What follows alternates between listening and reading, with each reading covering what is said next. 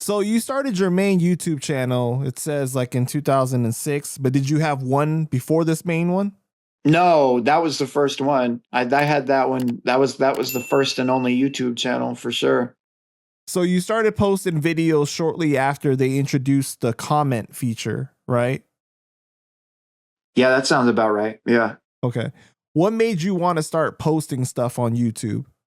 To me, YouTube was a way that we could show music videos and promote the projects that I was trying to do and the music that I was trying to do. When I started YouTube, YouTube wasn't this platform that people were making money.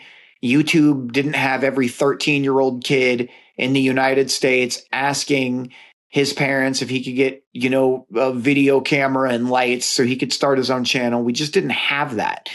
That wasn't what YouTube was. YouTube was like, it was very kind of raggedy and primitive. Yeah, super primitive. And it was about like weird viral videos. And I mean, it was just so different at the time when I started versus what it ended up becoming. Did you see like from the beginning that this was going to blow up, or you were like, this seems cool? Nah, for me, it was just like, this is a cool way of sharing videos. Like, I never thought anything of it. I never thought it was going to be a thing that people tried to do as a career. Like, that was never the point, which is probably why I've had so much success on it, is because I came at it from a completely different set of logic. Like, I was just early enough on this and like had movement on this early enough to where I've always occupied space on YouTube and like done very well on the platform. And I never, the point of it was never to be a YouTuber. I never heard that term. Like, I was making crazy money off of it. The first time I heard the term YouTuber, I was like, I don't even know what the fuck that is. Like, what's a YouTuber? Like, right. When they rolled out the subscribe, like I was doing had a couple of million view videos before they even had the partnership program. Like, they didn't even have that when I started. That wasn't a thing that anybody cared about. So for me, I think they started that like in 2006 or 8 or so. I don't know. I would say, I think later than it wasn't in 2006. That partnership program had to have come a few years later, because I had videos that were like, it wasn't even, there was no money. Like, nobody was making money on YouTube. It was not a thing. It says December 2007. 2007. That sounds about right. So right about 2008, they started the partnership program. And yeah, man, like that was just kind of a thing that like it happened. And I just remember being like, okay, so you can make money doing this now? Like, this is a thing that like people can make money doing. And again, the weirdest thing is that I never cared about that. Like, that was never the point for me. The point was always just making content and like doing content the way that I wanted to do it, instead of how like TV programs and TV networks would make you do it. You know what I mean? Talk to us how like different things were at that time, right? Because the algorithm and what they prioritized was totally different than what it is now.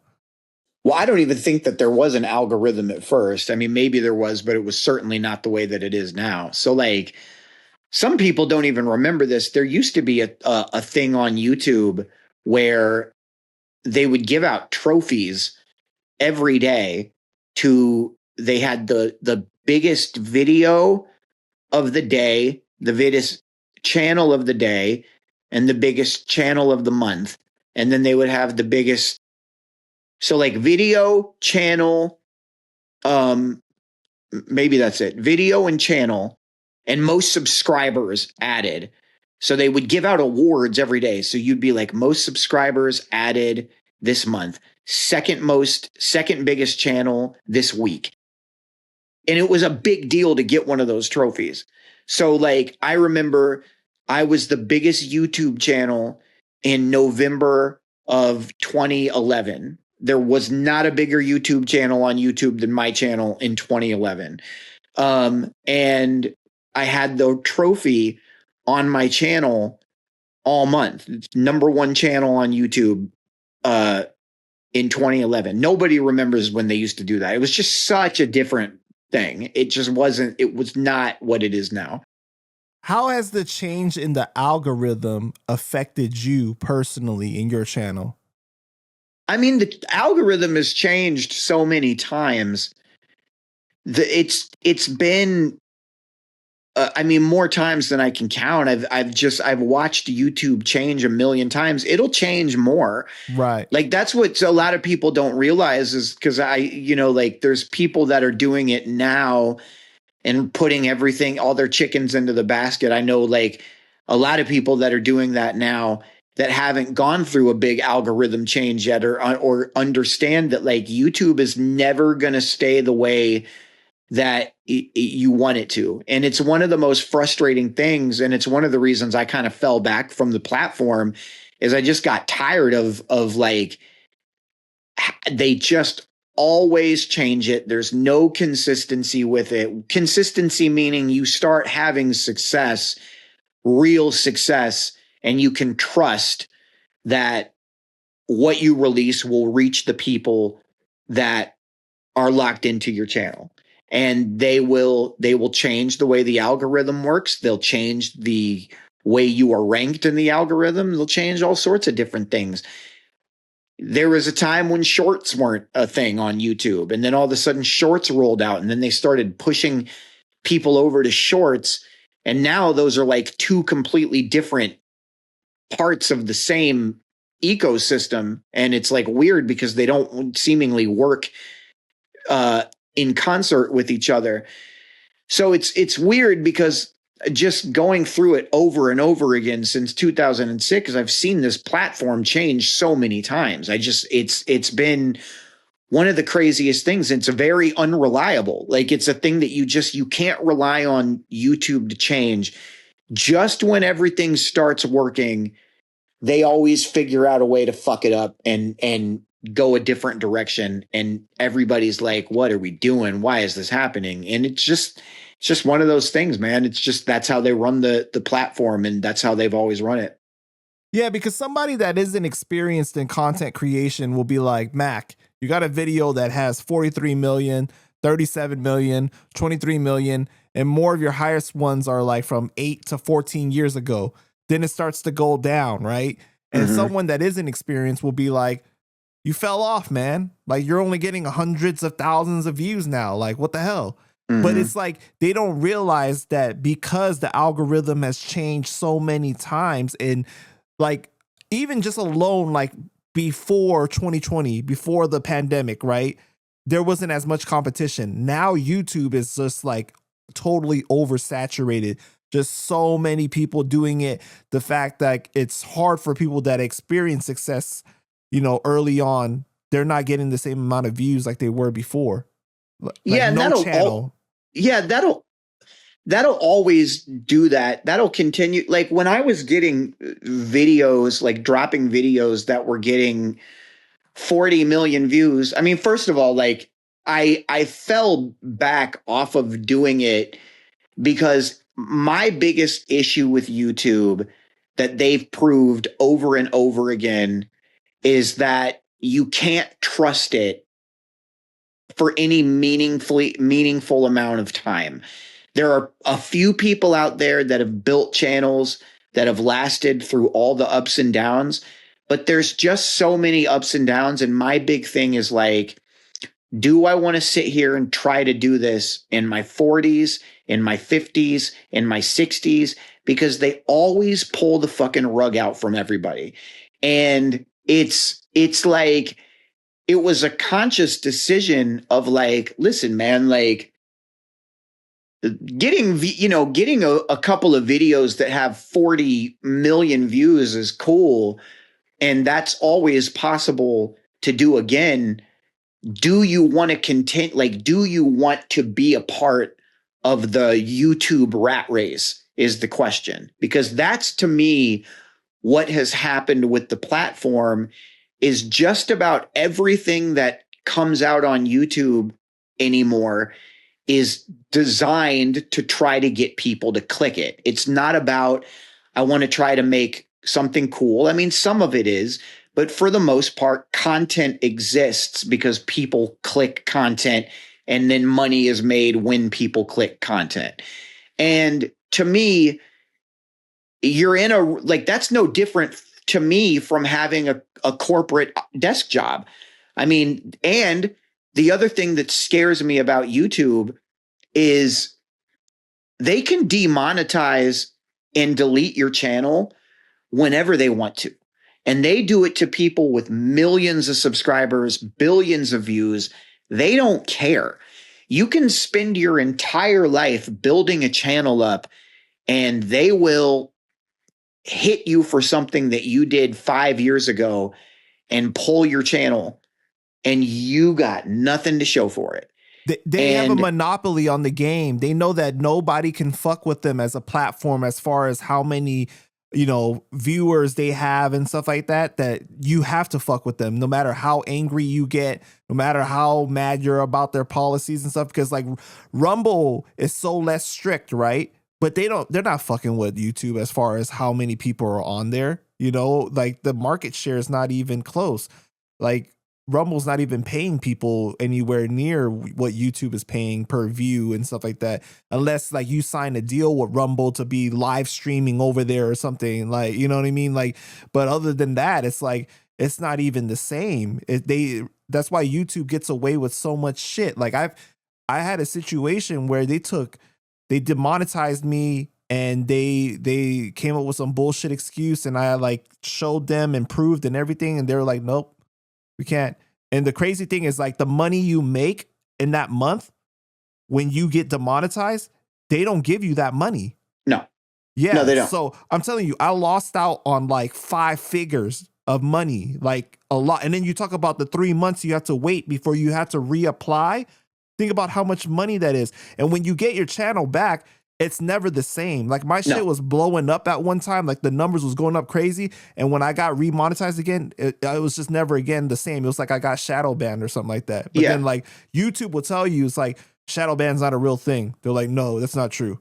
No, it's not true. It's without question true. Yeah, man, I don't like it. I don't trust it. That's the biggest thing for me, because people bring that up to me all the time. They ask me about, like, you know, like where have I been? Why I don't post so much these days? And it's like, listen, man, like you guys aren't understanding that these motherfuckers you're not building a business for yourself. YouTube is building a business through you, but you are not building a business. You can pretend that you are. You can treat it like something that makes money and call it a business, but it is something that can be taken away from you. That's the part that I don't like. It's not like you are building something that is out in the world on its own. You're the boss, and the success and failure is fully dependent on you. This is something where YouTube can decide to fuck with you, and they fuck with people all the time, man.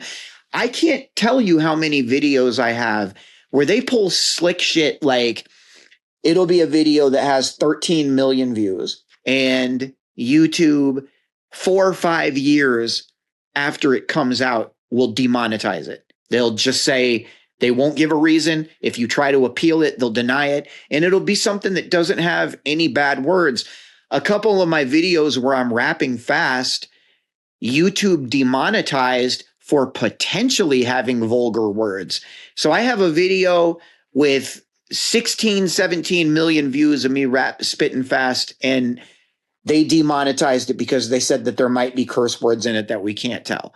And like, you might be saying it. I'm like, but I'm not saying it. And they're like, well, we don't know that. And it's like, okay, so basically you can demonetize people for any time, any reason you want to. No, you don't have to explain it to them. And the answer is yes. That's unfortunately what we're dealing with YouTube. It's great. I think that everybody should try to blow a channel up, make as much money as you can. But as a veteran, as a legitimate, like, old school YouTube veteran, hundreds of millions of views, millions of subscribers, it is not something that I would hedge my bets on long term, simply because you could wake up tomorrow and your channel is gone. and it could be something that's doing 100 grand a month, and it doesn't matter. They don't care. They don't fucking care. And it's just something that makes me uneasy. And it always has, is sitting there trying to please this algorithm and figure out, how do I get people to click on my videos? And how do I get people to like my stuff?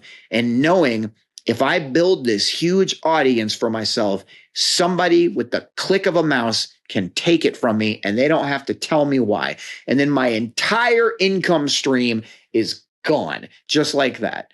And it's just like, fuck that, man. Like, it's crazy. And YouTube profits the most knowing that creators want nothing more than to blow up on their platform. So they reward the people that work like slaves trying to build their YouTube channel, people that are in 18 hours a day, commenting on everything, uploading tons of videos, trying to geotag it and follow all the different algorithm tricks and trying to do that. YouTube knows that that is their bread and butter. And the amount of work that goes into it versus the amount of money that comes from it, it's just not, it doesn't add up. And it's so inconsistent. That's the other thing, is you'll have these months where, like, bro, like I would have months where I would make $60,000. And then I'd have a month where I'd make $8,000 the very next month. And it would just be like, this is impossible. Like, you motherfuckers aren't giving us any level of consistency. You're not giving us anything we can trust. And again, I keep saying it. They can demonetize you whenever the fuck they want, and they will. Boy, they will. And it's scary to me, man. Like, it's just a thing where I'm like, yeah, that's too risky. It's just, it could go too badly, and I don't want to trust it. I don't want to depend on a platform that could be demonetized or taken from me with no explanation.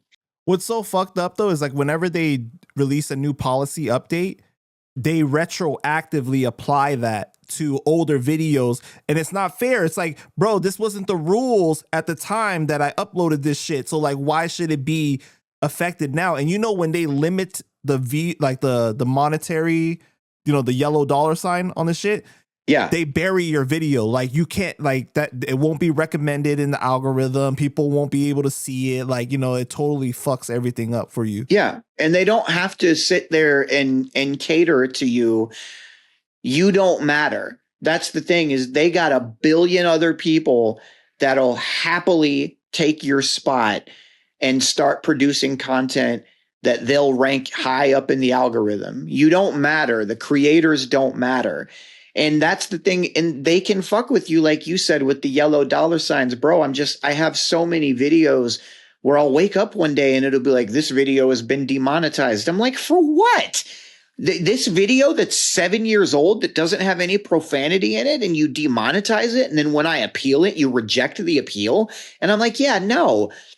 And a lot of these videos that they've done that to for me are videos that were at the time making good money. So it's this weird thing where they almost, it's like they try to find a reason to demonetize it, because I don't know if it's like out of favor with their algorithm or something, but they'll straight up pay you anymore. Yeah, man, that's what it seems like, bro. Like, it's fucking madness, dude. So they still run ads on it, and they're still making money from it. They didn't used to do that. Where, like, they like a while back, they started still running ads on it, even when, like, the video's not ad eligible anymore, and they still make money off of that shit. Fucking crazy. It's crazy though. But they've done studies that said that the average content creator makes less than minimum wage when you break down how many hours goes into it. And it's really like the new 9-to-5 trap. Content creation is. It is. That's the best way of putting it. Is that's one of the biggest reasons I pulled back on YouTube is like, I'm like, I could just go work at a job. Like, if I was going to do this, if I'm going to sit here and, I don't want to say slave, but just bust my ass over these videos that, take days sometimes to do and edit and put together. And then I have to hope that the algorithm favors it, and all the emotional labor, the mental labor, the physical labor. And I'm sitting there like, this is not fulfilling in any way that just having a standard job isn't fulfilling. Like, I'm like this, I don't know. Like, it's not like I'm sitting here doing whatever the fuck I want and getting paid for it. It's like, no, you're making things trying to cater to this algorithm and trying to follow the trends of YouTube. So you're just working then. That's what it ends up becoming, is work. You're just working, and that's okay. There's nothing wrong with work. However, why do this type of work when you could just do a desk job, a 9-to-5 job? You don't know also, it's not a guarantee each video is going to hit. You know what I'm saying? And so that's the worst is, yeah, when they don't hit, that's the worst feeling in the world. And it's really hard to deal with the ups and downs of, like, sometimes these videos go parabolic, and then other times these videos were just, for whatever reason, they don't like the thumbnail, or they don't like something in the content. So it gets, an eighth of the views that something that went parabolic got. And it hurts. You're like, all right, like, fuck, man. Like, you don't know. It's too unpredictable. There's no rhyme or reason for why or how they do things. And it's just, as somebody that has just, I've made so much money on YouTube. Like, it's not something that I would recommend anybody do, and not at least have some sort of like backup plan adjacent to their thinking, where they're like, this is fun. Let me use this as a tool. Let me get some bread off this. But, like, don't rely on this as a retirement plan, because YouTube will figure out a way to make sure that doesn't come true for you. And it's like, I've seen it a million times. It's fucking crazy, man. People don't realize how much work really goes into it. Also, like, I'm talking about like your average viewer. They're like, oh, all you guys do is just film the shit and edit it, and it's not that hard. They don't realize, like, I get irritated sometimes when people just throw out shit there in the comments, and they're like, oh, go interview so and so, and it's like, go interview Vinny Paz. Like, oh yeah, Vinny Paz is just so easy to just get him to come on the platform or something like that, and convince him to do it for free and talk for hours or something, and then they don't realize like how much time goes into it. Like, they don't realize that I'm spending 12 to 18 hours every single day in this chair, editing, working on content constantly, bro. Like, is this all you do for a living? I work a 9-to-5 too. And then, obviously, you see what I'm saying? Like, I do a lot of stuff, bro. Like, that's a lot. Yeah. So they don't realize, like, it's so easy for you as a viewer to throw shit out there and be like, oh, why don't you interview this person? And it's like, okay, like, I have to look at the ROI too, though. Right? Yeah. Like, I mean, I'm sorry. It's still, at the same time, it's like a lot of time is going into this, a lot of efforts going into this, like, it's easy for everybody to just be like, oh, do this, do that. You're not doing the work. And it's, you gotta make sure it's worth putting your time into and putting it together. And it's just a lot, man. I think that for me, I will likely get back into doing it. Right now, I'm just kind of watching what kind of content is working and figuring out where I would fit into it, and if there's a refreshing way to do it. I also know that, like, bro, like, it's so easy to have something just fucking crack off if you position it right, film it right, drop it right, and it resonates with people, it'll go crazy. And it just seems to be like all the algorithms on all these apps are just being programmed where, like, everybody is equal. Who knows what's going to blow up? You may drop something tomorrow that gets 700,000 likes on Instagram, or you may drop something that doesn't and gets 30 or something like that. And we're not going to make it so, like, people can build up their accounts to have supremacy over others. We're making it equal for everybody. And in that, I think that that's probably good for the viewer, because there's always people competing for the eyes and to try to make as the best content that they can. But to me, it's like, in my opinion, the idea should be you let people build these platforms and it becomes a career that they can actually trust. And it's not a constant anxiety attack over like, is this going to work? Why isn't this working? What happened? Why isn't my audience that I've built up seeing this?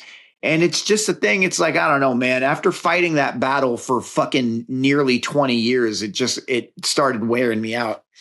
Yeah, bro. And like a lot of people that, you know, that are content creators, they do go through a lot of depression because of the highs and lows of it. And you're inside most of the time editing, not getting vitamin D as far as like sunshine and all this stuff. You know what I mean? Like there's a lot of stuff that goes through it and people don't realize like what comes with it. It's a real grind for sure, man. Yeah. Yeah, for sure. It's a grind, and it's something that it's been nice for the past couple of years to just fall back on a little bit and just be like, look, like I'm not really tripping off of this right now. Because I just fucking kept grinding. And it was just like, I started feeling like my content was just being like, it was like, the ideas were not feeling exciting to me. I was like just making shit just to make it. And it's like, man, that's the worst feeling. That's the worst feeling when it comes it goes from a passion to feeling like this is what I have to do. Just get a 9-to-5 job at that point. Like really, like, because that's what it ends up turning into. You just hate what you're doing. You're hunched over in this chair. You're burning your fucking eyes out of your skull, sitting there dealing with video editing programs, doing all this. And then you upload it and it barely catches on. And you're just like, fuck, man. Like, it's just not worth it. Yeah.